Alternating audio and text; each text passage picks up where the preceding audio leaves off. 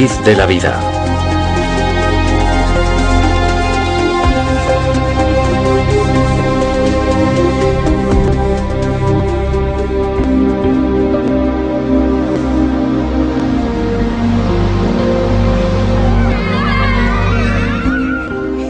Dimitri, de 5 años, nació con parálisis cerebral. No hay cura médica para esta enfermedad. Cuando nació Dimitri, los médicos nos dijeron que seguramente nunca podría andar, que nunca sería independiente, que al tratarse de una enfermedad crónica, su salud sufriría secuelas de las que no se recuperaría nunca. No probamos otra alternativa. Personalmente solo tenía fe en los métodos estándar, hasta que unas personas en las que confiábamos, porque las conocíamos bien, nos hablaron de Eric. Consideramos la sanación el levantarnos de una silla de ruedas, recobrar la vista, recobrar el oído, que desaparezca un cáncer, todo eso. Y estas cosas suceden. En principio, la idea era tan solo asistir a un seminario que nos enseñaría el modo de ayudar a Dimitri en la familia. Los padres de este niño aparecieron y me preguntaron si haría una sesión de sanación después de la presentación. Les dije, bien, están cerrando la sala, pero déjenme acabar de firmar estos libros y les pediremos que nos dejen la sala durante un rato más. ¿Qué ocurre? Y me explicaron que él tenía parálisis cerebral. Después de que acabara el seminario, se vieron por primera vez, durante muy poco rato, unos 10 o 15 minutos. En la parálisis cerebral se da algo muy común, y es que los pies, en vez de poderlos poner planos en el suelo, el talón se levanta. Así que su talón no tocaba el suelo, ya tenía programada la operación. Tenía que llevar aparatos. Para poder levantarse tenía que agarrarse a los muebles o a la ropa de alguien. Para poder bajar escaleras tenía que sentarse en los escalones y bajar los peldaños uno a uno. Y para subir debía hacerlo a 4 patas. Fuimos al escenario con Dimitri, le subimos a una cama que había allí y le dijimos que estuviera tranquilo y que colaborara con Eric, que no iba a pasar nada que le incomodara.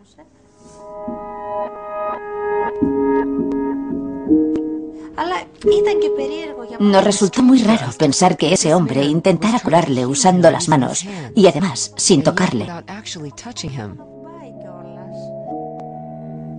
A los 4 minutos se levantó y no solo caminaba.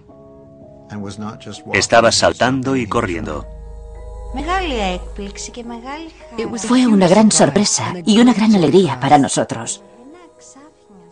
Pero a la vez nos quedamos pensando cómo eso había dado resultado tan deprisa, tan directamente y tan eficazmente. Caminaba muy bien, no de puntillas. Y no necesitaba la ayuda de nadie para subir escaleras, que era lo que solía ocurrir.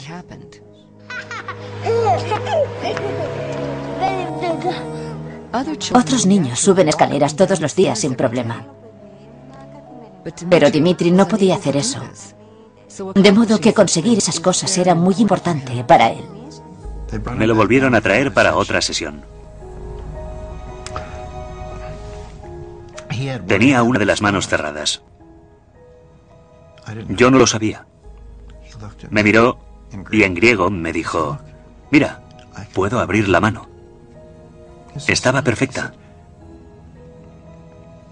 Me dijo, ya no me duele. Dijo, mira, puedo coger un vaso y beber yo solo.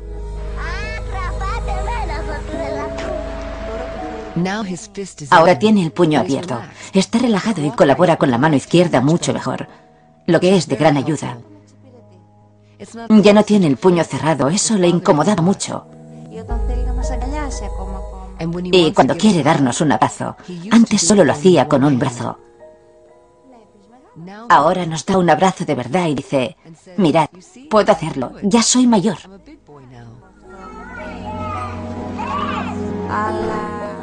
Obviamente, la mano aún no está bien del todo, pero junto con la mano izquierda sabe manejarse y no la descarta. Tal vez el aspecto más fascinante de la sanación reconectiva sea que se puede aprender. No me podía creer que esto fuera algo que se pudiera aprender. Creía que era algo que solo podía hacer Eric. No pensaba que yo también pudiera adquirir esa habilidad y ayudarte a ti, a mi vecino, a mi amigo. Pero en el transcurso del programa, enseguida constatamos con nuestros propios ojos que sí se puede aprender para ayudar a otros.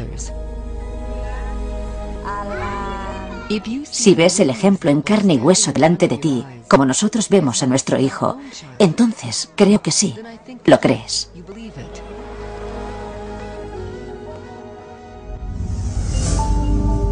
Se producen curaciones sorprendentes constantemente.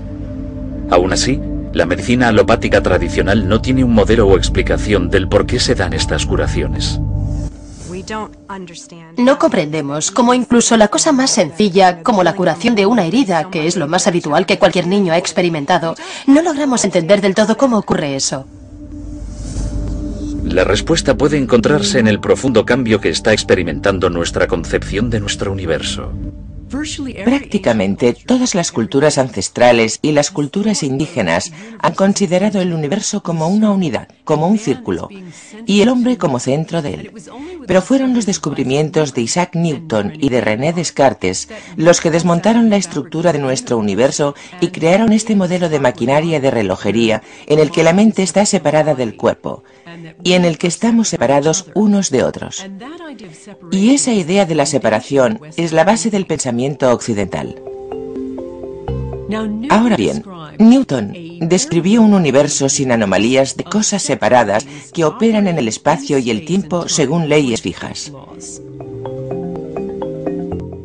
La idea del cuerpo como máquina, el cuerpo como esta máquina sin anomalías, con dos motores corporales que serían el cerebro y el corazón, y toda la orquesta central dirigida por el ADN.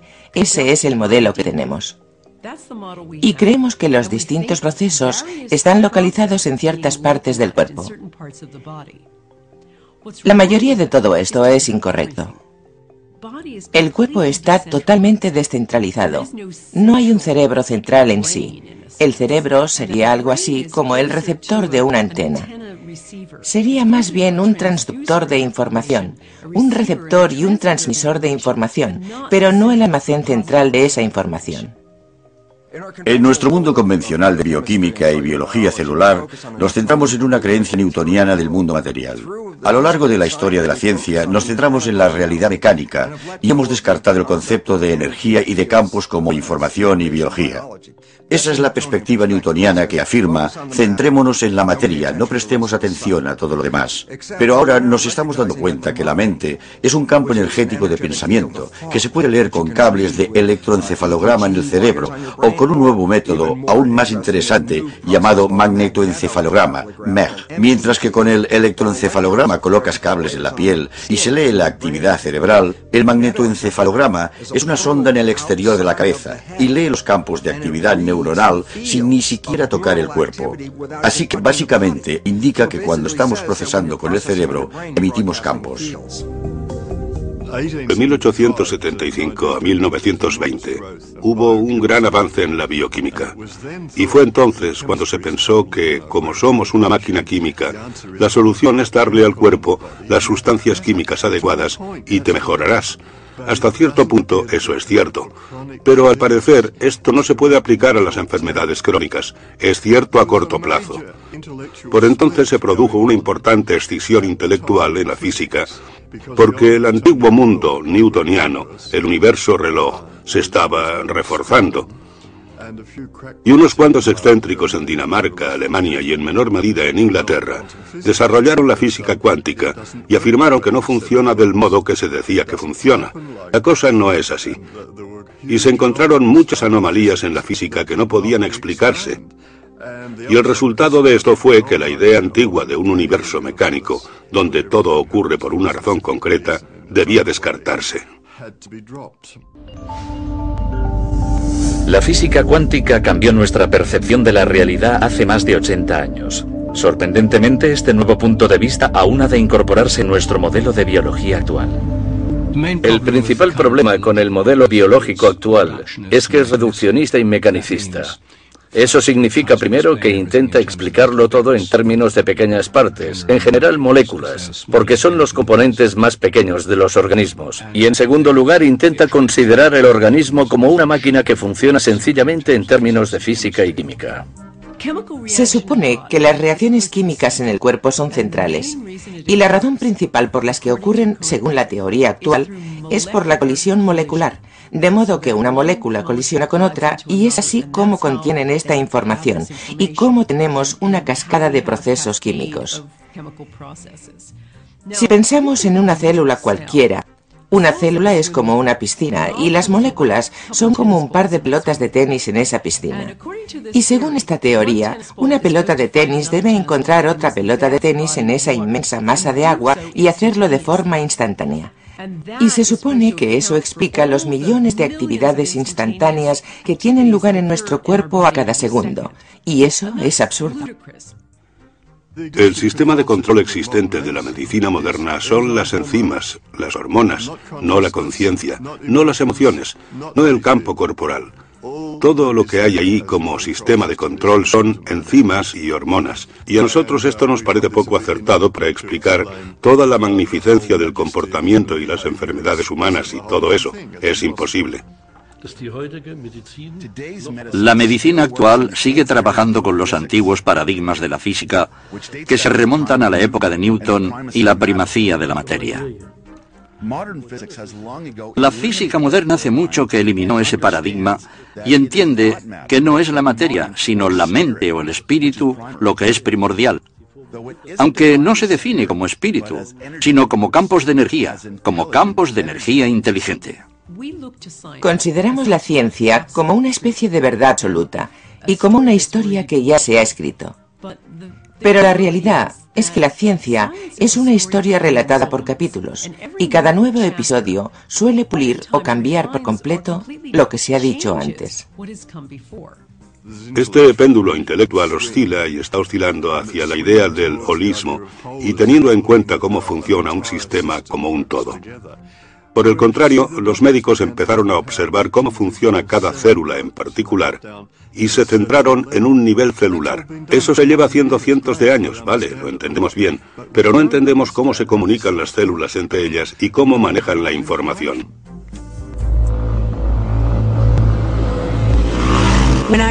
Cuando tenía 15 años tuve un accidente de moto muy grave.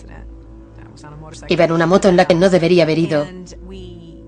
Y nos arrolló un coche que me provocó una herida muy grave en la pierna, en la que me dieron 66 puntos. En el momento del impacto, recuerdo claramente haber tenido una experiencia extracorpórea en la que mi conciencia vio a mi cuerpo salir por los aires para acabar en el suelo. Fue muy impactante cuando, digamos, que volví a mi cuerpo. Eso me demostró que quizás mi conciencia no solo está en mi cerebro, sino que es algo más amplio que eso. Entonces me enfrentaba a unas secuelas muy graves. Comentaron la posibilidad de tener que amputarme parte de la pierna. Y me recuerdo tumbada y escayolada desde la cadera hasta el tobillo y pensando sobre cómo recuperar mi sistema inmunológico con mis pensamientos, de modo que pudiera estimular la curación de mi pierna. Me tumbaba en el sofá y visualizaba mi sistema inmunológico y notaba un hormigueo. Sentía como mi pierna se estaba curando. Y yo no procedía de una familia de médicos. No sé de dónde saqué esa idea. Pero de algún modo fue algo no ético. Supe al instante que eso era lo que tenía que hacer. Y al final me quitaron la escayola y ahora, como se ve, sigo siendo un ser de dos piernas, por suerte. Así que en esa curación creo que tuvo algo que ver parte de mi experiencia personal. Que hubo algo que me hizo saber que mi mente era importante para mi cuerpo y que mi cuerpo era importante para mi mente. Algo que sabía intuitivamente. Mente, intención, creencia. ¿Pueden influir estos factores en la curación? Si crees que tienes una enfermedad incurable, si tú mismo lo crees, tienes razón.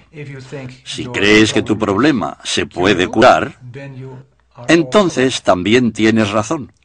Todo depende de tu intención. Cuando pensamos en la intención, nos preguntamos qué es y qué papel desempeña la intención en la curación.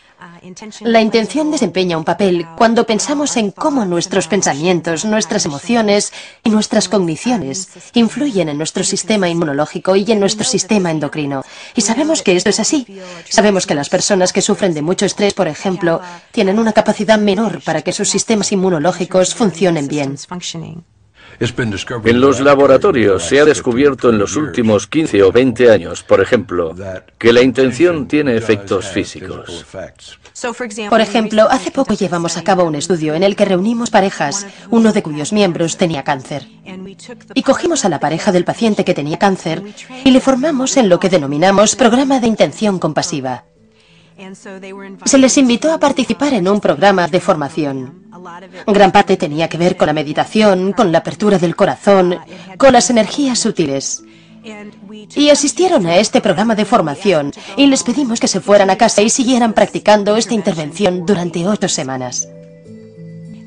Los volvimos a convocar y los metimos en nuestro laboratorio. Controlábamos al paciente en una cámara. Le metimos en una cámara de 900 kilos protegida electromagnéticamente para que no hubiera campos electromagnéticos ni para que la pareja del paciente de cáncer hablara con él por radio o por el móvil y le dijera: vale, ahora respira profundamente.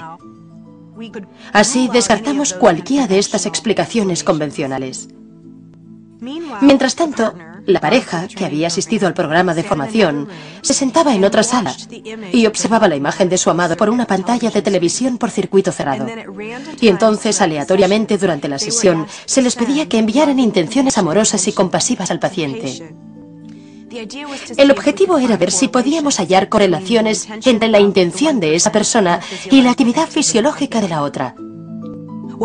Lo que descubrimos es que había una correlación significativa en la actividad fisiológica de esa persona y la actividad fisiológica de la otra.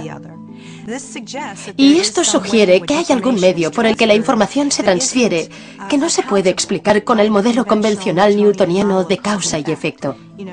El compañero del paciente de cáncer no entraba y le susurraba al paciente al oído: ahora tranquilo. Era más bien al contrario, estaban separados y no había forma de que esas dos personas supieran cuándo estaba teniendo lugar ese tipo de interacción, pero aún así sucedió.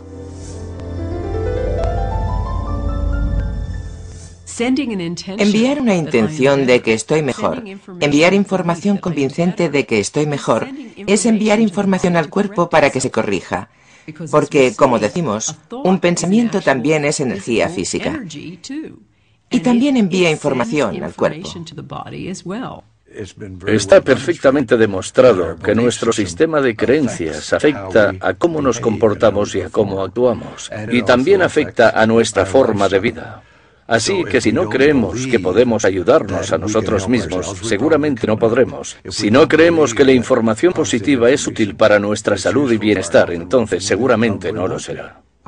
Nuestros pensamientos crean nuestro cuerpo momento a momento. Cuando tenemos pensamientos positivos, liberamos ciertas sustancias químicas en el cuerpo. Cuando tenemos pensamientos negativos, liberamos sustancias químicas negativas en el cuerpo. Y estas tienen un profundo efecto en cómo se comportan las células y en cómo se está usando la nutrición. Para mí está claro, al ser osteópata, que el estrés que las personas albergan en su cuerpo tiene distintos patrones según cómo estén pensando. Tal vez el aspecto más esencial de la curación sea creer en la modalidad que usamos y ser positivos de algún modo. Se ha comprobado que creer en un sistema de medicina es crucial para que sea eficaz. Yo le decía a gente que tenía cáncer, tras investigar sobre las limitaciones de cosas como la quimioterapia: no hagáis quimioterapia, solo funciona el 9% de las veces. Ya no hago eso. Y el por qué no lo hago es que considero que la propia creencia es la medicina más poderosa del cuerpo. Y si crees que algo va a funcionar, sea lo que sea, te funcionará. Hubo un estudio en Houston sobre algunos pacientes que iban a operarse de la rodilla por artritis. La mitad sí que se sometió a una operación para que le solucionaran la artritis. A la otra mitad se le sometió a una operación falsa. Sencillamente les abrieron la rodilla y luego la cerraron sin hacer nada. Después de 3 años de seguimiento, descubrieron que ambos grupos de pacientes afirmaban no tener dolor. Así que los pacientes a los que no se les había hecho nada también decían no tener dolor. Su artritis había desaparecido. Ha habido otros estudios para comprobar si hay alguna diferencia entre ir al gimnasio y pensar que vas al gimnasio. Y en este estudio seleccionaron a un grupo de personas y a la mitad la enviaron al gimnasio a trabajar sus bíceps y a la otra mitad la dejaron sentarse en el sofá y pensar en que iban al gimnasio y que desarrollaban sus bíceps. Y aún así, afirmaron que esto tuvo un gran efecto en el grupo que se limitó a sentarse en un sillón. Los sedentarios desarrollaron los bíceps. Así que el cuerpo no puede distinguir entre la acción y el pensamiento. Y esto se ve clarísimamente con el efecto placebo. La medicina occidental tradicional suele atribuir la curación espontánea o milagrosa al efecto placebo. Pero, ¿qué es exactamente el efecto placebo? El efecto placebo consiste en que una creencia que tiene una persona puede invalidar su biología. Es tan profundamente importante que la ciencia ha reconocido que al menos 1/3 de todas las curaciones, incluidas las de con fármacos y cirugía y otras intervenciones alopáticas, 1/3 de todas las curaciones no tiene nada que ver con el procedimiento, sino con el efecto placebo. Si una persona cree que el procedimiento la va a curar, se cura pese al hecho de que quizás la pastilla era una pastilla placebo o la operación era una farsa y no era real. Y esto es tan importante porque está claro que 1/3 de todas las curaciones ocurren sin que nadie haga nada salvo tener un pensamiento positivo. Y lo que me interesa como biólogo y antiguo catedrático en una facultad de medicina es cómo podemos hablar del efecto placebo durante unos 15 minutos en un curso de farmacología y luego ignorar totalmente la relevancia de los pensamientos y de los procesos mentales en la biología durante el resto del curso de medicina. De modo que nuestros médicos no están usando el efecto placebo de forma eficaz, ni siquiera están estudiando el efecto placebo, y ahora mismo podrían reducirse los gastos sanitarios a 1/3 con solo usar el efecto placebo. Es hora de que empecemos a cambiar de óptica y de que nos centremos de verdad en cuál es la naturaleza del placebo. ¿Cómo es posible que cojamos una sustancia inerte, algo que no tiene capacidad medicinal, que se sepa potencial, y que esa sustancia inerte no solo pueda crear cambios fisiológicos en el cuerpo, sino, de algún modo, sea capaz de desencadenar todo un torrente de reacciones en un sistema muy complejo, de tal modo que afecte al hígado, los riñones o los pulmones? Ese es un gran misterio y no lo entendemos, y debe hacerse mucho más al respecto. Diría que lo que la medicina llama efecto placebo es sin duda un efecto que se crea a través de campos de energía. Como solemos decir, si se cree en eso, entonces funciona. Eso es cierto, pero no pensamos en cómo hacemos eso a diario. Si, por ejemplo, queremos ver la RTL, una cadena de televisión alemana, entonces apretamos el botón de la RTL, que implica que nos alineamos con la frecuencia en la que la RTL se puede recibir. La RTL siempre está presente, pero si no nos centramos en ella, entonces no la recibiremos. Así que cuando quiero ver la RTL, debo centrarme en ella, debo buscarla. Y con esto es lo mismo. Cuando me centro en algo con mi mente, la información sigue a esa atención. El efecto placebo es otra forma de hablar de la capacidad de autocuración del cuerpo. Y todo aquello que libere más de eso será un sistema mejor. Yo estaba desesperada por tener hijos. Ese fue uno de los motivos por los que me divorcié. Yo quería hijos, mi marido no quería. Así que me mudé a Londres pensando que me costaría un máximo de 2 años encontrar una nueva pareja y estabilizarme. Y me iría a vivir al campo con el cupo de 2,5 hijos que me correspondía y sería feliz. Ese era mi plan. Se me daba muy bien hacer planes. Ahí estaba yo, tenía mi consulta de osteópata, tenía clientes. Y estaba estresada, frustrada, deprimida. Llevaba años teniendo jaquecas. Quizás durante unos 10 años había tenido unos dolores de cabeza espantosos e iban cada vez a peor. A veces me duraban 5 días. Tenía una visita rutinaria con mi médico y este descubrió que mis niveles de hormonas estaban muy alterados e inmediatamente sospechó que tenía un tumor. Así que me mandaron a hacerme un escáner cerebral y me diagnosticaron un prolactinoma. Fue un shock tremendo, tremendo, de repente, y al principio pensé, qué injusto. Fui a la biblioteca médica y empecé a informarme cuanto pude sobre este tumor. Y cuando descubrí que provocaba esterilidad pensé, esto es tan irónico. Todas las células de mi cuerpo decían, quiero hijos. Y de algún modo yo había creado un tumor que me impedía tener hijos. Debía de haber algún motivo para ello. Debía de haberlo. Era demasiada coincidencia, pensé. Me entró mucha curiosidad. Gracias a mi formación en medicina alternativa, decidí tratarlo con métodos alternativos en vez de recurrir a los fármacos ortodoxos o a la cirugía. Ariel decidió usar la programación neurolingüística o PNL para tratar su tumor. Me dediqué a profundizar mucho en la PNL. Hice el nivel de maestría. Llegué a mi casa y me sentía completamente inspirada respecto a lo que podía hacer. Empecé a entender de veras en qué consistía la PNL. La PNL es una forma de psicología práctica que empieza desde donde estás ahora y tiene en cuenta dónde quieres estar y descubre qué obstáculos hay. Si tienes jaqueca durante 5 días, como yo, y quieres llegar al final sin tener un tumor, el viaje para ir del punto 1 al punto final es lo que se empieza a explorar con la PNL. Ariel hizo algunos descubrimientos muy interesantes cuando empezó a trabajar con la PNL. Ahora recuerdo que era una persona que pensaba que todas las células de su cuerpo querían hijos. Y lo que descubrí fue que en el fondo, remontándome a mi primerísima infancia, sentía tanta aversión a cómo había sido mi familia, que lo último que deseaba en el mundo era ser madre. Y esto me sorprendió sobremanera. Yo había creído desear una cosa y en realidad una parte inconsciente de mí iba en una dirección completamente opuesta. Y cuando comprendí los motivos por los que no quería hijos y en qué se basaba eso, pude librarme de ello y permitir que todo fuera como debía ser. Y al menos entendí por qué me había creado una vida que seguía ese camino. Un día me oí a mí misma gritándome dentro de mi cabeza, y esa vocecita decía, estoy tan harta de esto, solo quiero librarme de esta pesadilla, quiero librarme de este tumor. Y me quedé paralizada mientras escuchaba esa voz dentro de mi cabeza y pensé, uff, hay mucha ira ahí, mucha frustración, me estoy autoagrediendo. Si estoy atacando a mi tumor pensando que quiero librarme de él, eso es algo homicida. Eso no puede curar. Y nunca había visto la curación de ese modo. Y me di cuenta de que todos mis pensamientos consistían en hacerlo desaparecer. Eso es un conflicto interno enorme.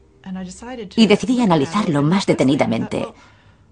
Y pensé, vale, ¿qué sería lo contrario? Ha de ser la aceptación. Me dije a mí misma, bueno, ¿qué pasaría si aceptara este tumor?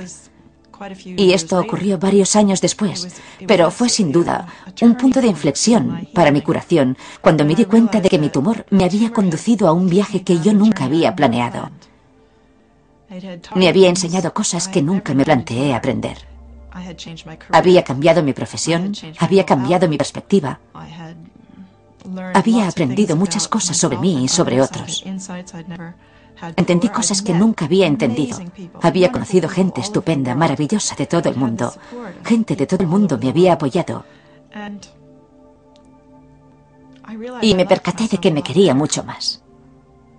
Y pensé, vale, veo que este tumor no ha sido malo del todo. ¿Y si está aquí con alguna finalidad? Porque hasta ahora me ha servido de mucho. Así que si está aquí por algo y sigue aquí, quizás aún sigue habiendo una finalidad. ¿Qué ocurriría si le diera permiso para quedarse toda la vida? 6 meses después de darme cuenta de esto y haber llegado al punto de aceptar la presencia de mi tumor,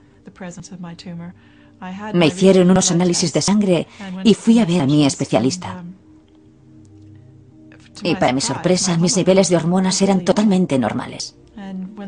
Y cuando mi médico los vio, me dijo, vaya, esto es increíble. Yo pensé que habían cometido algún error, que los resultados del análisis no estaban bien o algo así. Le dije, ha pasado mucho tiempo, ahora soy mayor, quizás mis hormonas han cambiado. Y él exclamó, no, eso no puede ser. Dijo, esto solo puede significar una cosa, tu tumor ha desaparecido. Y dijo, tienes un gran mérito. No sé qué has hecho, no sé qué has estado haciendo, pero debo decirte que llevo visitándote 10 años y no eres la misma persona que eras hace 10 años. Eres completamente diferente.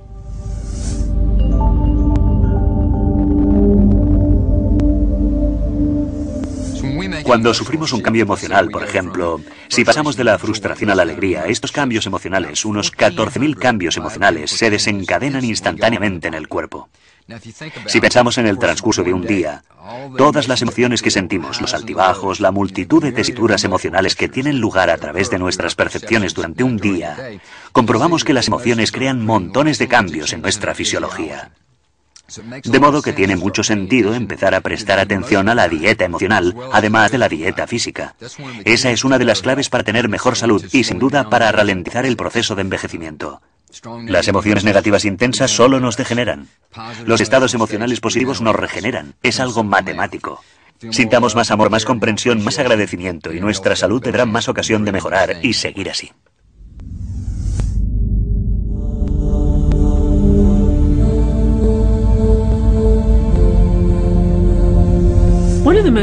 Uno de los descubrimientos más impactantes desde la llegada de la física cuántica es algo llamado el campo cero. Y esto hace referencia al intercambio de energía que tiene lugar entre partículas subatómicas. Todas las partículas subatómicas entablan un pequeño baile de energía. Es algo así como jugar un partido de baloncesto. Se envían energía mutuamente. Y en ese intercambio se crea algo llamado partícula virtual durante menos tiempo de lo que dura un parpadeo. Ese pequeño intercambio individual no es mucha energía, equivale a medio vatio más o menos.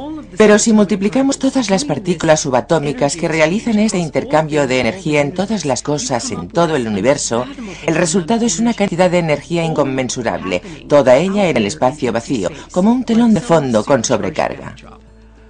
Mientras la biología convencional se centra en los estímulos materiales, la física cuántica revela que los estímulos invisibles son mucho más importantes. Hay una cita sencilla de Albert Einstein que da sentido a esto, y la cita dice: el campo es el único organismo que gobierna la partícula. Lo que Einstein quería decir con esto es sencillo, y es que el campo, las fuerzas energéticas invisibles a nuestro alrededor, son los únicos organismos que gobiernan la partícula, la materia de la partícula. Y la física cuántica afirma, el carácter de la materia está determinado en última instancia por el campo. Entonces, ¿cómo se comunica la curación a otra persona? Veamos, existe este campo. Nosotros no estamos en este campo, somos este campo. Somos más densos, somos más ligeros entre medias. Algunos dicen, somos más ligeros cuando tenemos forma física y somos más densos entre medias. Sea cual sea el aspecto, somos puntos en este campo de energía, de luz, de información. Accedemos a este campo constantemente. Adquirimos información de este campo constantemente. Todos hemos visto a una bandada de pájaros volando y cómo cambia de dirección. Instantáneamente, todas las aves de la bandada cambian de dirección. Parece como si un cerebro de ave superior controlara a todos los pájaros simultáneamente. Eso solo resulta con la ayuda de esos campos, ya que los campos pueden transferir sin pérdida de información y, sobre todo, instantáneamente, sin demora. Si entramos en cualquier catedral de Estados Unidos, de Europa, de donde sea, que se erigió hace 100 años o más, lo que experimentaremos en esa catedral será un silencio de sobrecogimiento, de reverencia, de calma, y es una experiencia palpable.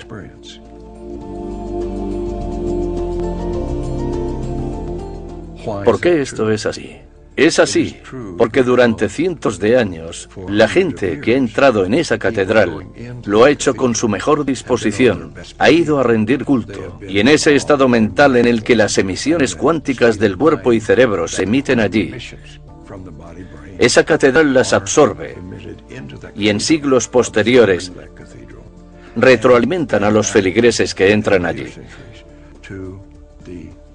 Y por eso sienten ese silencio, ese sobrecogimiento y veneración. Todos formamos parte de ese campo de energía gigante, ese campo cero. Todos estamos conectados y estamos conectados más allá de los confines más lejanos del cosmos.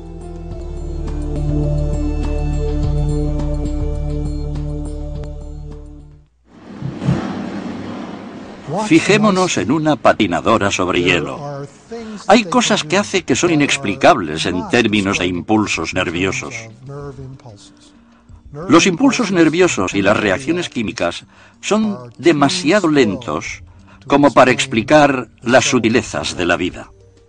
Incluso ahora mismo, si miramos los libros de texto de psicología, medicina o biología e intentamos averiguar cómo funciona el sistema nervioso, nos enfrentamos a la discontinuidad del sistema. El sistema nervioso lo forman neuronas que transmiten impulsos eléctricos y químicos por todo el cuerpo. Si medimos los impulsos del sistema nervioso, veremos que algunos van a 320 kilómetros por hora, mientras que otros van a 3 kilómetros por hora. Y creo que esos son los reflejos del dolor, que son muy lentos. Como el cerebro o cualquier otra parte del cuerpo pueden coordinar el sistema nervioso y todos los movimientos. Cuando esos impulsos están viajando a velocidades tan diferentes, es un problema imposible. Si eres bailarín, por ejemplo, te mueves en 3 dimensiones y te mueves en el tiempo. ¿Cómo es posible que una persona coordine todos esos pasos de baile? Es una incógnita. Esto parece imposible con el modelo contemporáneo del sistema nervioso. Necesitamos una teoría del campo para explicar cómo el sistema nervioso, en toda su complejidad, puede coordinar todo lo que tiene lugar en el cuerpo. Ahora sabemos, al estudiar la actividad del sistema nervioso, que el cerebro puede empezar a lanzar impulsos sincrónicos en diferentes zonas del cerebro prácticamente al instante. La importancia de la coherencia de estos impulsos que empiezan a lanzarse cuando la conciencia está funcionando es cuando los científicos observaron con qué rapidez podemos coordinar estas distintas zonas que se estaban centrando a la vez, que la coherencia de esa descarga era más rápida que la capacidad física de las células para comunicarse de una zona a otra. Básicamente, estos resultados revelan que el cerebro está comunicando a un nivel más superior que a través de la transmisión física de los nervios. Nuestro cerebro tampoco funciona de la forma en que nos enseñaron en el colegio. El aprendizaje no está aquí, la memoria no está aquí, el habla no está aquí, esto no está ahí, esto no está allá. Estos aspectos están diseminados por el cerebro y accedemos a ellos desde el campo. Es como si hubiera una amplitud de banda de información con la que siempre estamos conectados, aunque no siempre conscientemente. Entendemos que el cerebro no tiene localización concreta para ciertas cosas. Nadie ha podido averiguar dónde está la memoria, por ejemplo. Y Karl Pribram realizó unos estudios asombrosos hace años, estudios espantosos, en los que enseñaba a ratas ciertos recorridos y luego empezaba a destruir sistemáticamente el cerebro de las ratas.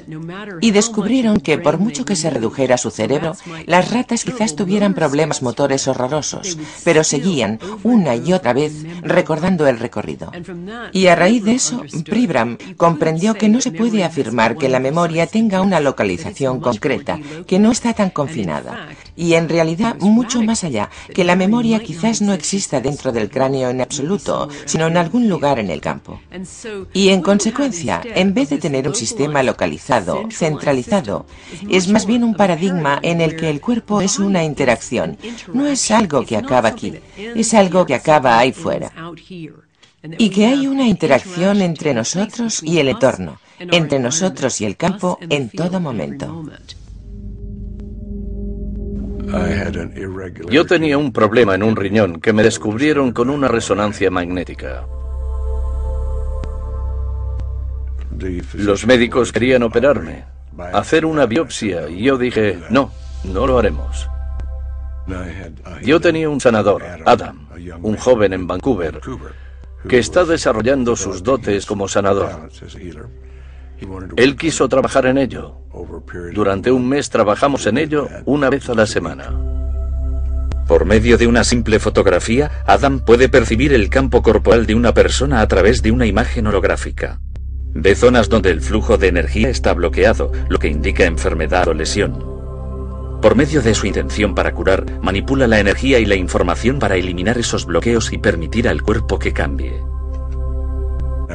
Volví para hacerme una ecografía un mes después del diagnóstico. El radiólogo examinó los datos y dijo: sea lo que sea que esté haciendo, siga con ello. El problema en el riñón es más pequeño y está desapareciendo. Volví 3 meses después de aquello, y luego en 2003. Después de eso, tras un periodo de sanación de menos de 6 meses, me volví a hacer otra ecografía, y el problema había desaparecido por completo. Todo volvía a ser normal. Casi todas las sanaciones que he practicado con él han sido a distancia. Y no parece... La distancia no parece afectar en absoluto, lo que sugeriría de nuevo que estamos ante un fenómeno cuántico. El sanador estaba en Vancouver, Columbia Británica, y yo estaba en Florida, la mayor distancia posible con los Estados Unidos. Y seguí experimentando con diversos modelos de sanación para diferentes cosas con distintas personas. Pero el mecanismo es siempre el mismo. Hay información que se transfiere, y también parece haber una transferencia de energía que es palpable. Parece ser que nuestro cuerpo está conectado con el campo. Pero ¿cuál es el mecanismo para esta intercomunicación? ¿Cómo puede darse esta conexión? Una posible respuesta: el biofotón. Los biofotones son emisiones débiles de luz que emanan de las células de todos los seres vivos. Sabemos que enviamos información con emisiones de biofotones porque personas como Fritz Popp han descubierto que enviamos pequeñas corrientes de luz. Empezamos a buscar esos fotones. Supe desde el principio que no debían de ser de mucha intensidad.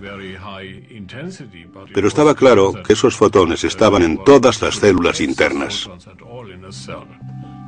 Para detectar los biofotones, el profesor Popp y sus alumnos necesitaban un fotomultiplicador que fuera tan sensible como para ver una vela a 20 kilómetros de distancia. Cuando un organismo vivo se coloca delante de un detector de fotones, la luz emitida por las células se puede observar. Empezamos con plántulas de pepino y después con otras. Y todos los sistemas vivos que colocábamos en ese instrumento mostraban una emisión muy débil de fotones. El profesor Popp sugiere que estas emisiones de biofotones pueden estar controlando nuestro metabolismo corporal. Las moléculas no pueden regularse a sí mismas. Deben de tener un campo. Así que los fotones deberían ser los portadores de la información, lo que es necesario para regular el metabolismo. Estos biofotones crean una red dinámica y coherente de luz dentro de nuestro cuerpo. Nuestro cuerpo está constantemente emitiendo luz en forma de biofotones. ¿Son estos biofotones el mecanismo de control del cuerpo? ¿Acaso no es esa la función de nuestro ADN, nuestros genes? Los genes no controlan nuestra biología. Cuando encontramos enfermedades recurrentes en una familia, como el cáncer, enseguida estudiamos el historial genealógico y señalamos a todos los receptores de este cáncer en la familia. Y al instante decimos: mirad, la genética, esto es común en la familia, así que debe de haber genes cancerígenos. Lo que no se ha tenido en cuenta es un estudio muy interesante que revela que cuando los hijos son adoptados en una familia que tiene cáncer, los hijos adoptados desarrollarán el cáncer con la misma propensión que un hijo biológico en esa familia. Pero lo interesante es que el niño procede de una genética completamente diferente, que ni siquiera tiene ese cáncer. Así que entrar en la dinámica familiar, que es donde se aprenden las percepciones, las creencias y actitudes, es lo que determina el cáncer, no la genética con la que nace alguien. Hay una nueva rama de la genética conocida como la epigenética, que hace referencia a la influencia del entorno en la expresión genética. Los epigenetistas han descubierto que la información dentro de cada célula, aquello que la pone en marcha y que cambia las cosas, no está dentro de las células, sino en el exterior. Las señales tienen lugar fuera, en el entorno. Un gen es un anteproyecto, eso es lo que es, para crear una molécula proteínica. Y las proteínas, hay más de 100.000, son los cimientos que nos proporcionan nuestra biología, nuestra estructura y comportamiento, ¿vale? La cuestión es que hablamos de genotipos, y hasta los últimos 10 años, un genotipo era una parte de información predeterminada para crear una proteína concreta. La nueva ciencia es alucinante, porque revela que a través de mecanismos epigenéticos, a través de la influencia del entorno al leer los genes, los mecanismos epigenéticos pueden producir más de 30.000 variaciones diferentes de cada genotipo. Y de repente, cuando empiezas a reconocer eso, te das cuenta de que tenemos potenciales completamente ilimitados. Y esto es un gran cambio de una creencia de que los genes eran deterministas. Ahora los genes son posibilidades. Si solo consideramos el nivel molecular, el proyecto del genoma humano ha revelado que tenemos unos 25.000 genes, muchos menos de los que en principio se esperaban. El proyecto del genoma del chimpancé ha secuenciado el genoma del chimpancé, y su genoma es prácticamente igual al nuestro. Tiene el mismo tipo de proteínas, el mismo tipo de genes, apenas se distingue la diferencia. Aún así hay una diferencia clara, y si no se puede explicar mediante los genes, ¿mediante qué se puede explicar? Y la respuesta es, creo yo, los campos morfogenéticos. Al igual que se pueden construir dos edificios distintos con los mismos ladrillos y cementos, si tienes dos planos diferentes, puedes construir organismos diferentes con distintos campos, incluso si las moléculas que los componen son muy similares, como lo son en humanos y chimpancés. El ADN es como una biblioteca. Estas son todas las proteínas posibles, desde los gusanos hasta nosotros.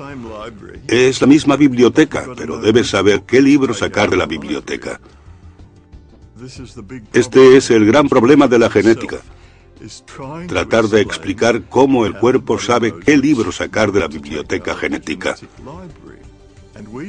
Y creemos que el campo corporal es el que decide qué información se extrae del ADN.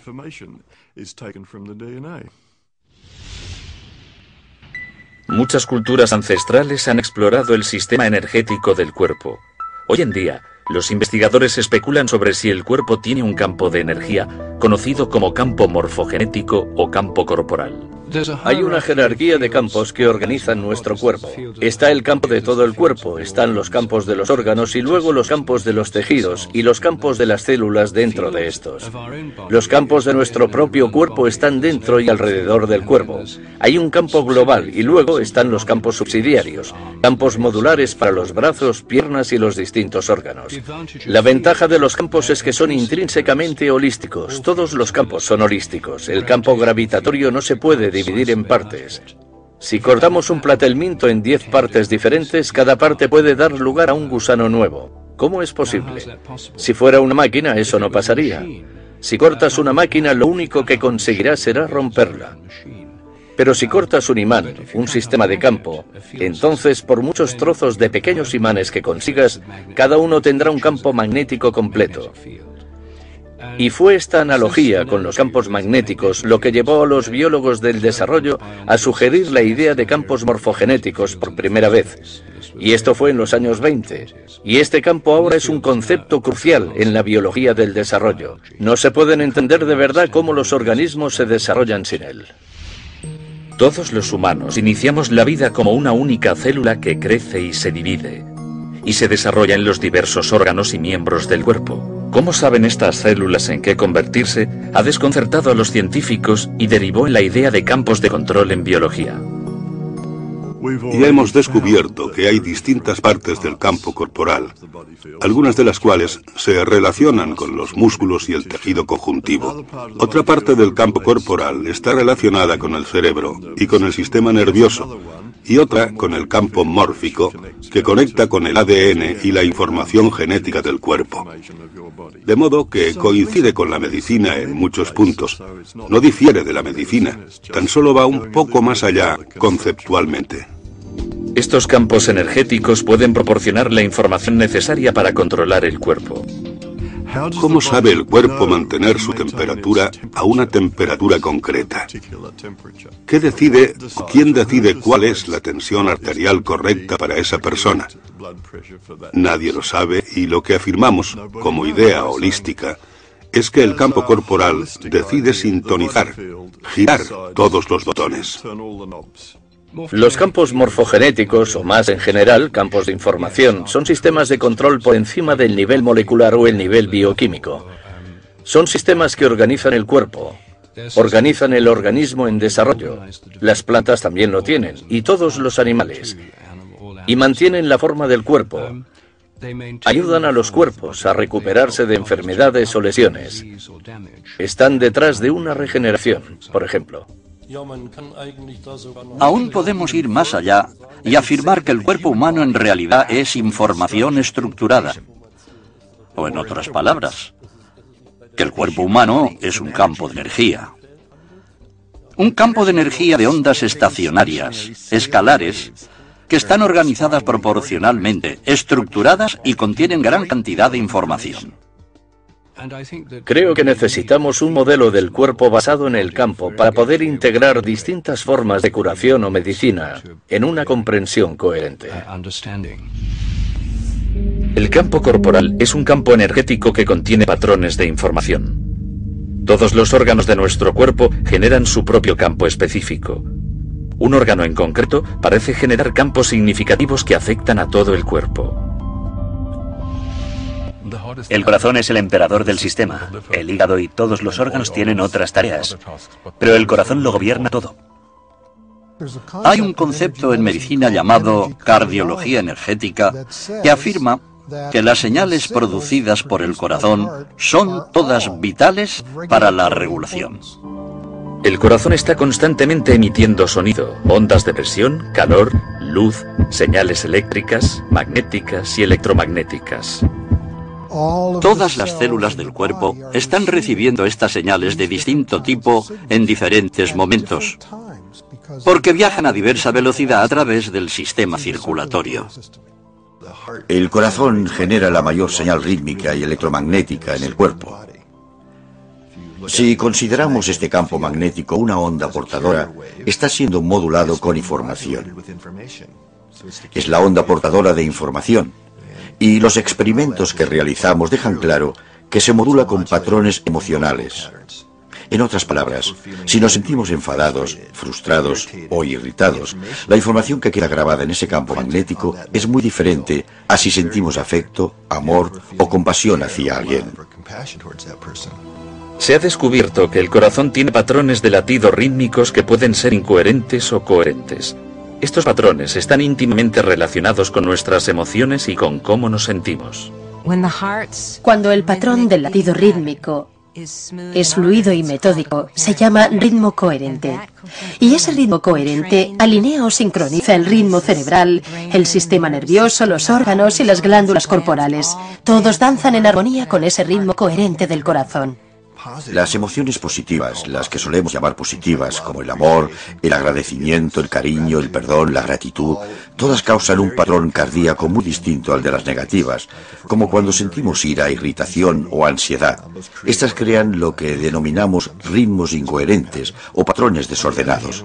Por otro lado, tenemos los sentimientos positivos, cuando contemplamos un atardecer y admiramos su belleza, cuando nuestro corazón late a un ritmo que llamamos coherente. Es un patrón tipo onda sinusoidal que el corazón está enviando al cerebro. Y lo llamamos coherencia cardíaca, porque en las investigaciones descubrimos que el corazón debe entrar en ese patrón rítmico sincronizado, coherente, para que el resto del cerebro y el sistema nervioso y el resto del cuerpo se alineen y se sincronicen con ese potente ritmo. Así que empieza con el corazón. Cuando tomamos el pulso, lo que sentimos es la onda de presión creada por el latido del corazón. No es el flujo sanguíneo, es la onda de presión. Así que cada vez que late el corazón, esta onda de presión va al cerebro y al resto del cuerpo. Y si lo observamos a nivel del cerebro, esa onda de presión sincroniza todas las neuronas. El cerebro tendría problemas si no tuviera esa señal para sincronizarse, para darnos ese efecto de sincronía global. Cuando alguien está en coherencia, notamos cómo irradia su amor o su compasión o su gratitud. La coherencia es el estado fisiológico óptimo que subyace en poder aprender, desarrollar y facilitar los procesos regenerativos naturales del cuerpo. El corazón tiene su propio sistema nervioso intrínseco que puede percibir, sentir, recordar y procesar información, y es independiente del cerebro. Siempre pensamos que el sistema de entrada de información está por completo en el cerebro. Pero ahora estamos descubriendo que el corazón recibe información en primer lugar y luego la transmite al cerebro. Algunos estudios han demostrado que el corazón reacciona más deprisa que el cerebro a estímulos externos. Uno de los estudios más recientes que hicimos en nuestros laboratorios fue el que acabamos titulando La electrofisiología de la intuición. Anteriormente se habían realizado otros estudios que mostraban que el cuerpo reaccionaría de tal modo que prevería un hecho futuro si ese acontecimiento fuera emocionalmente importante y relevante para esa persona. A los participantes se les colocaron sensores para registrar su actividad cerebral, cardíaca y las interacciones cardíaco-cerebrales. La persona se sentaba frente a un ordenador, se apretaba una tecla y luego nosotros registrábamos los datos fisiológicos y de 6 a 8 segundos después se le mostraba una fotografía. La fotografía podría ser de los dos extremos opuestos del espectro emocional. A los participantes se les enseñaron fotografías de víctimas de accidentes de coche, de serpientes atacando y otras imágenes perturbadoras. En el extremo del espectro, las fotos incluían flores o atardeceres. Las fotografías se asignaban aleatoriamente para que las vieran los participantes. La clave aquí está en que el ordenador asignaba la fotografía y qué tipo de fotografía después de que los datos ya se hubieran registrado. Así que era imposible que el investigador supiera de antemano qué fotografía sería. Ni siquiera lo sabía el ordenador. Los resultados fueron sorprendentes. El cuerpo reaccionaba incluso antes de que apareciera la fotografía. Descubrimos no solo que el cuerpo reaccionaba antes del estímulo, antes de ver la fotografía, como si la predijera, sino que era el corazón el que reaccionaba primero. La respuesta del corazón no solo era más rápida, sino que la señal que enviaba al cerebro variaba dependiendo del contenido emocional de la fotografía. Al observar las señales que el corazón enviaba al cerebro, vimos que el corazón mandaba distintos mensajes al cerebro dependiendo de la siguiente foto que fuera a aparecer. Después se veía una reacción cerebral, después una reacción corporal, que era cuando se hacía consciente. Así que el flujo de esta información intuitiva es corazón, cerebro, cuerpo. Después ha de haber una reacción corporal para que seas consciente de ella. Lo que revelan estos experimentos está cambiando nuestra concepción básica de cómo funciona el cuerpo humano. Parece como si el corazón y luego el cerebro tuvieran acceso a un campo de información no limitado por el tiempo y el espacio. Esto hace referencia a la holografía cuántica o física cuántica, y eso ya lo sabíamos. Por fin estamos empezando a hallar el modo de demostrar que si tenemos un sistema energético o electrónico, y que es fundamental, que no está limitado por el tiempo y el espacio. El corazón está conectado a un campo de información e inteligencia que es diferente, pero complementario al campo del cerebro. Está muy claro que estas neuronas en el corazón y el cerebro tienen memoria a corto y largo plazo. Procesan información. Es un cerebro funcional. Otros investigadores especulan sobre si el corazón puede ser el órgano matriz para grabar información en el campo del cuerpo. Hay muchos tejidos neurales en el corazón. Y creemos que el tejido neural está ahí para actuar como impresora para el holograma. El campo corporal holográfico está continuamente provisto de información a través de las ondas de presión del corazón. En el corazón hay una gran cantidad de carga. Las ondas de presión en presencia de esta carga dentro de la cámara del corazón bastan para imprimir información. Si el corazón está transmitiendo o imprimiendo información, debe de haber un modo por el que las células del cuerpo reciban esa información. Hay células proteínicas receptoras en el exterior de la célula que están allí para recibir información del entorno. ¿Cómo me irá hoy? ¿Qué pasa ahí fuera? ¿Qué quiere el cuerpo que haga a esta pequeña célula hoy? ¿Me entiende? Debe de haber comunicación intercelular, pero debe de haber una fuente para que pueda haber un sistema de control para el cuerpo.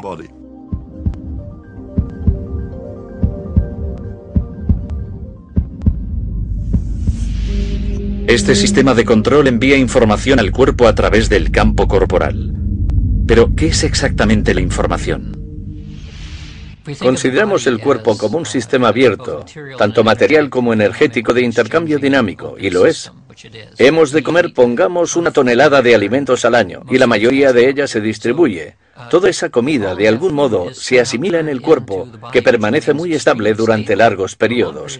Una persona no cambia mucho durante unos 40 años siendo adulto. La gente nos reconoce enseguida, aún 40 años después, porque la estructura básica del cuerpo no cambia, aunque tras un breve periodo de tiempo no nos quede ni un solo átomo igual en el cuerpo. Todos han cambiado y han desaparecido. Y esta es la hamburguesa que me comí ayer. Y dentro de 3 semanas esto será una zanahoria que me comeré mañana, etc. Es un sistema muy dinámico y aún así sigue igual. Entonces, si no es la parte material ni seguramente la parte energética dinámica, ¿qué queda? Debe de haber algo así como un patrón de información que lo une todo. Muchos científicos que buscan nuevas alternativas sugieren, y así lo han demostrado, que somos un sistema de información. Y no está localizado completamente en nuestro cuerpo, que accedemos a la información del campo constantemente. El cuerpo parece estar continuamente conectado con información, dentro del mismo y con información del campo. El cuerpo siempre busca sistemas coherentes. Busca intercambio de información entre todas las células que tiene, de modo que todas las células sepan qué pasa. Hay un sistema de información inmenso, y algunas personas dicen que la enfermedad es sencillamente una carencia en el sistema de información. Y supongo que tienen razón. La materia es energía comprimida. La información son patrones de energía. Hay un flujo de información en nuestro cuerpo que no acabamos de entender del todo, por todo nuestro sistema nervioso y por nuestros tejidos. E incluso en la antigüedad, algunos pueblos antiguos, los chinos, lo llamaban el sistema de acupuntura, que es un sistema de flujo de información en el propio cuerpo. Tenemos un sistema cuando tenemos estructura. Hay información por todas partes, ¿no? Solo obtenemos un sistema de información cuando está ordenado. Y algo fantástico que se descubrió en los años 80 fue que el sistema de acupuntura parece ser un sistema organizado. No es simplemente un grupo de meridianos de acupuntura al azar. Al parecer, tras hacer experimentos, querían organizarse con un orden concreto y querían comunicarse unos con otros en cierta dirección. Así que afirmamos que la información tiene un orden, y eso es lo que crea el propio campo corporal, el orden mismo. La regulación de todo el organismo y de todas las células. La coordinación de todas las células se consigue con ayuda de estos campos de información, estos campos de ondas escalares. Estos garantizan que todas las células sepan qué están haciendo las otras células en cualquier momento. Y tenemos unos 70 billones de células. Eso es mucha información y solo se puede procesar con la ayuda de los campos estructurados. En última instancia, Einstein y otros más recientemente han afirmado que la energía y la información han de ser intercambiables, ¿vale? La información se convierte en un tipo de energía porque es un orden en el espacio, ¿vale? Así que son intercambiables, pero por otro lado, en la práctica, lo que ocurre es que obtienes una onda de energía y de acuerdo con esa onda, puedes obtener información impresa, y la cantidad de información que puedes imprimir parece ser ilimitada. La medicina informacional. La medicina que recoge la información y cambia la información alterada va a ser el futuro de la medicina. Al parecer, el sistema de control del cuerpo no son los genes ni la química, sino la información, que parece estar disponible en el campo corporal. ¿Es posible introducir información nueva en el cuerpo para que influya en la salud? Eso es exactamente lo que varios investigadores están haciendo. Hemos aprendido cómo detener la distorsión de la información que ocurre como resultado de varias enfermedades. Una vez detienes esa distorsión, sorprendentemente, la fisiología empieza a funcionar, la química se recompone. Se podrían contar multitud de historias sobre curaciones. Y esto es así sencillamente porque hemos aprendido a corregir la distorsión de información en el campo corporal. La enfermedad es en cierto modo información desordenada. De manera que si podemos acceder a la información adecuada, corregimos ese desorden. Y eso es lo que varias de estas nuevas modalidades de energía están haciendo. Básicamente están corrigiendo ese lío de información.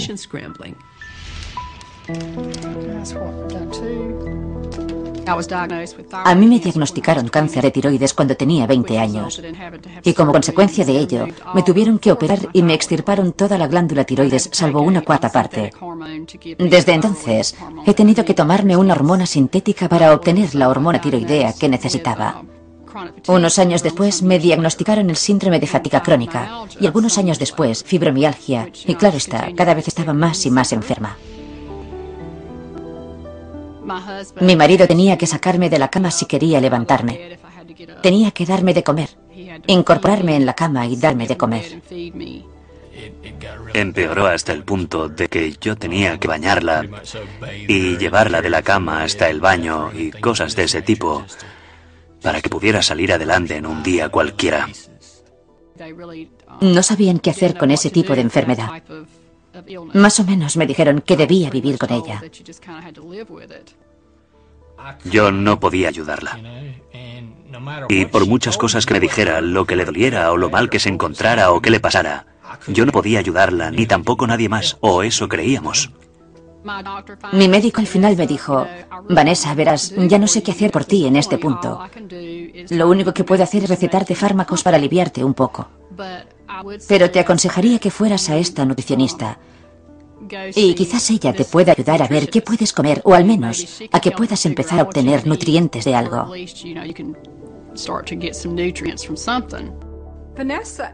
A Vanessa me la derivó su endocrino. La primera vez que vino, era literalmente incapaz de estar un día fuera de la cama.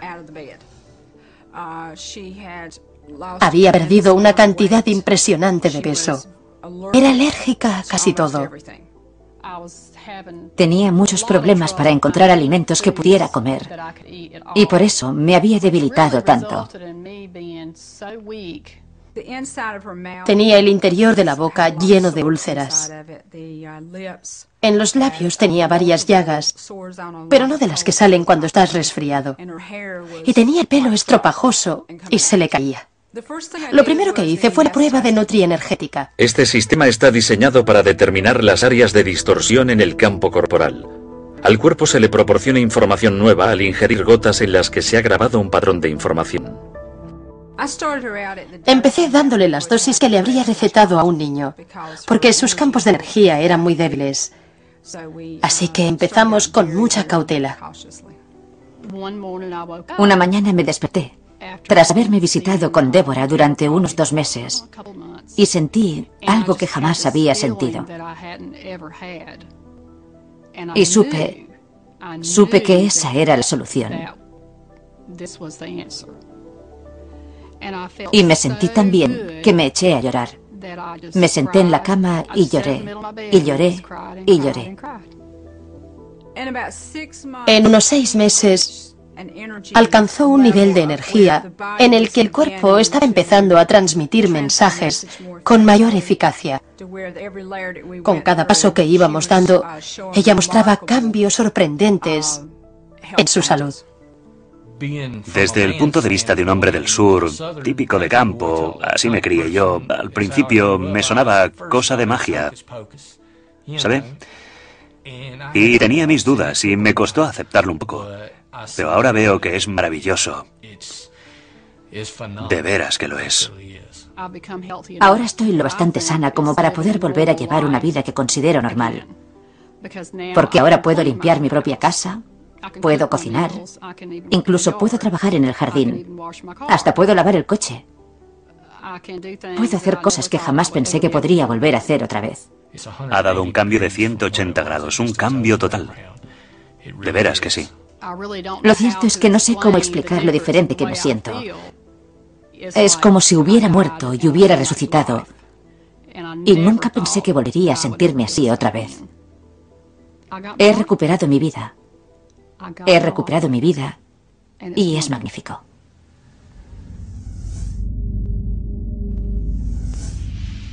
Estamos en el umbral de una concepción nueva de cómo se produce la enfermedad, de cómo se transfiere la información y de cómo mejorar la transmisión de información en los sistemas vivos.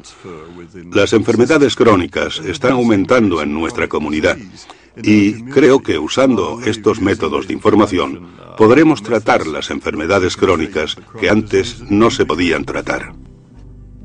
Uno de los ejemplos más destacables de la eficacia y del efecto instantáneo de la medicina informacional lo oí hace poco, y tenía que ver con este sistema llamado terapia del campo del pensamiento, que es una psicología de la energía que teóricamente cura y cambia los pensamientos negativos a nuestro alrededor. Y la teoría es que los pensamientos negativos merodean a nuestro alrededor como si fueran una red y afectan a nuestro sistema corporal. Usan este sistema en Kosovo con supervivientes de la guerra de la antigua Yugoslavia. Había familias que estaban muy traumatizadas porque la política de limpieza étnica consistía en matar a media familia para que los supervivientes se desmoralizaran. Así que reunieron a un grupo de personas que habían sufrido un síndrome de estrés postraumático grave, que habría necesitado años y años y años de psicólogos y de fármacos y de todos esos métodos convencionales, y las trataron con terapia del campo del pensamiento. Y esas personas, y esto se aplica al 100% de las personas en este estudio, mejoraron prácticamente al instante, hasta el punto de que se reían y hacían bromas. Las curaron por completo de este trauma.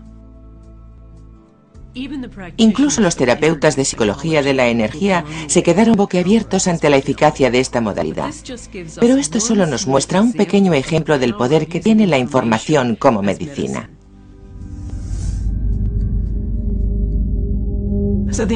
Lo más importante es que las personas se responsabilicen de su salud. Que no piensen que viene de fuera o que otra persona se la puede proporcionar. Y al hacerse totalmente responsables, eso puede implicar empezar por elegir qué pensamientos van a tener, para que puedan adquirir un buen estado mental, el estado mental que propiciará la curación. Una de las cosas fundamentales que debemos cambiar en el futuro de la medicina es el centrarnos en el gen como si fuera la solución a todas las enfermedades. Si tenemos en cuenta lo que están descubriendo los epigenetistas, entenderemos que el gen está subordinado a este sistema exterior de información y que hemos de centrar la atención en la información en vez de en los genes, ya que es en lo que hemos de indagar. Tenemos que encontrar sistemas de información que regulen lo que va mal. Creo que no cabe duda de que la asistencia sanitaria a un nivel global está en crisis. Y es una crisis de significado, es una crisis de economía, es una crisis de liderazgo. Y es una crisis de nuestros modelos, de entender lo que promueve o facilita la curación. Hacemos cosas como si estuviéramos en guerra contra el cáncer. Intentamos destruir organismos invasores. Es un modelo bélico de salud y enfermedad y de cómo tratar la enfermedad. Y el cuerpo, en realidad, no quiere pasar por eso. Hemos de aprender de otras culturas, de otras tradiciones, de las observaciones de los distintos tipos de sanadores que ahora están trabajando en nuestra propia cultura. Hemos de sacar provecho de la ciencia moderna y usarla para integrar otras tendencias actuales. Lo que debemos hacer es fomentar una revolución que cambie nuestro modelo orientado en centrarse en la enfermedad a uno centrado en la curación. Y cuando empecemos a hacer esto, estaremos receptivos ante una variedad de factores diferentes que pueden facilitar o mejorar la capacidad de curación natural. Podemos afirmar que la revolución ya ha comenzado. Y no solo lo creo yo. Hay investigadores por todo el mundo que piensan lo mismo y que han estudiado datos que ya podemos incorporar en estas ideas nuevas del campo corporal. Pero ahora creo que contamos con una teoría científica viable para cómo el cuerpo almacena y accede a la información. Así que la revolución médica está en nuestras manos.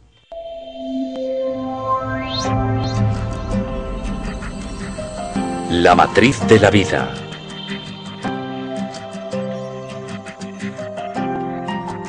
Demetrios Abramidis sigue moviéndose con mayor libertad y alegría.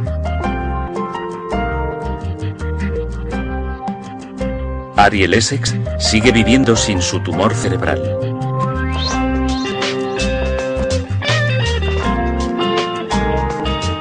Dr. Edgar Mitchell sigue sano sin anomalías en el riñón. Vanessa Stone sigue viviendo sin los efectos del síndrome de fatiga crónica.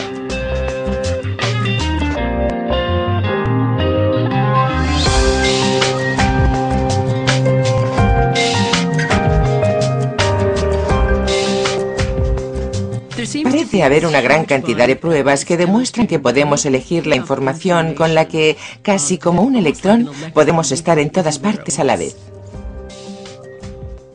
Yo definiría la curación como el aprender a corregir el campo corporal humano para que funcione según el genotipo original.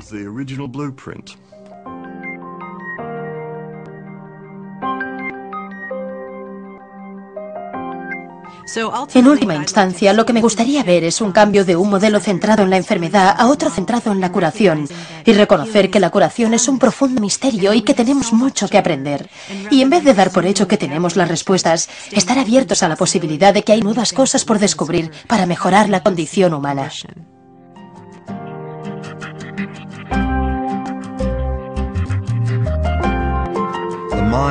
La mente es el modo de funcionar del cerebro que interpreta el entorno y regula la biología. Así que, en vez de estar controlada por los genes, nuestra biología está controlada por nuestra mente. Y cuando entendemos esto y somos conscientes de que podemos cambiar la mente, si lo hacemos, cambiamos nuestra biología y genética. Si alguien está enfermo, no quiere saber si la pastilla X funciona mejor que un placebo en un estudio doble ciego. Lo que quiere saber es cuál es el mejor tratamiento.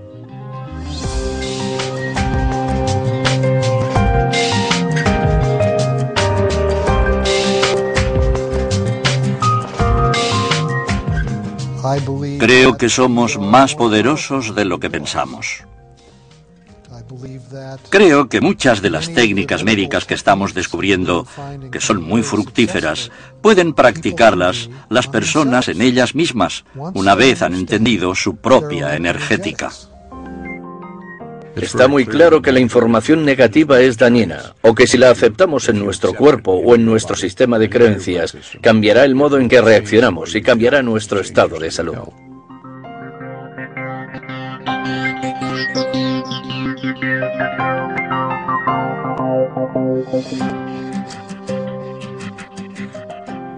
Gracias al trabajo de William Tiller y otros, hemos descubierto que cuando empezamos a trabajar con la sanación reconectiva, se libera gran cantidad de, creo que él la llama energía termodinámica libre, y sabemos que si esto solo fuera energía o solo energía sanadora, en lugar de la reconexión, para que se liberara toda esta cantidad y para que este cambio se diera en la gente, haría falta que la temperatura de la habitación subiera por encima de 300 grados centígrados.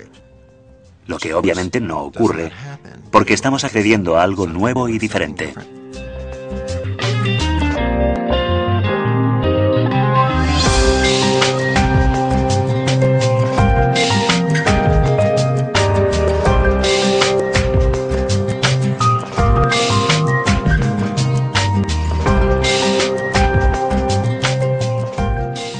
En la coherencia está el estado de resonancia natural del cuerpo humano. Es decir, nosotros, como humanos, tenemos una frecuencia de resonancia, ¿vale? Y es también lo que denominamos estado coherente.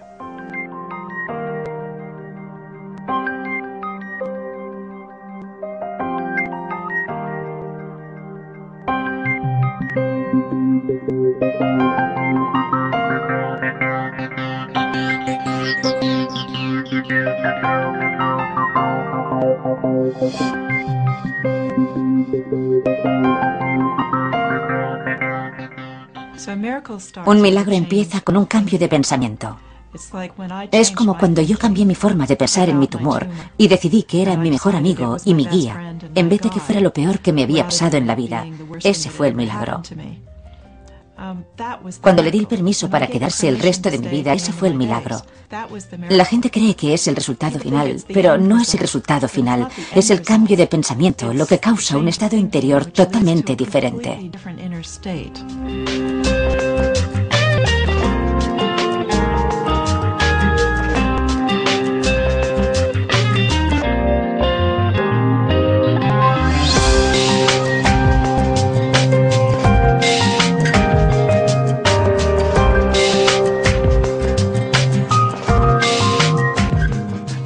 Se necesita tanto el deseo de querer curarte como la buena información de un terapeuta, de infocéuticos, de lo que sea. Sí, desde luego, esto debe ir unido, debe encajar.